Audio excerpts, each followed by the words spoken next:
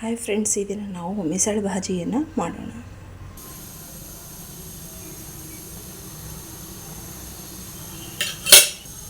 ಸ್ವಲ್ಪ ಜೀರಿಗೆಯನ್ನು ಹಾಕ್ಕೋಬೇಕು.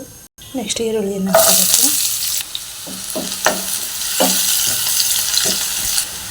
ಅಲ್ಲ ಬೆಳ್ಳುಳ್ಳಿ ಪೇಸ್ಟ್ ಹಾಕ್ಕೋಬೇಕು.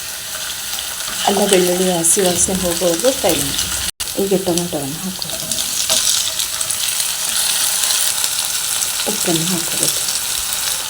ಅರಿಶಿನ ಪುಡಿಯನ್ನು ಮಸಾಲ ಖಾರದ ಪುಡಿಯನ್ನು ಹಾಕ್ಕೋಬೇಕು ಮತ್ತು ಖಾರದ ಪುಡಿಯನ್ನು ಸಹ ಹಾಕ್ಕೊಳ್ಬೇಕು. ಚೆನ್ನಾಗಿ ಫ್ರೈ ಮಾಡಿಕೊಂಡು ಸರಿಯಾಗಿ ಫ್ರೈ ಆಗಿದೆ. ಈಗ ಮೊಳಕೆ ಕಾಳುಗಳನ್ನು ಹಾಕ್ಕೊಳ್ಬೇಕು.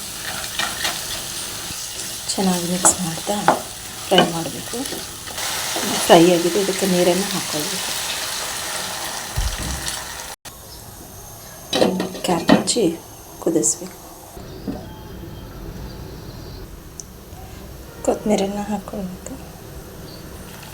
ನೋಡಿ ಫ್ರೆಂಡ್ಸ್, ಇದು ಹಾಕಿದೆ.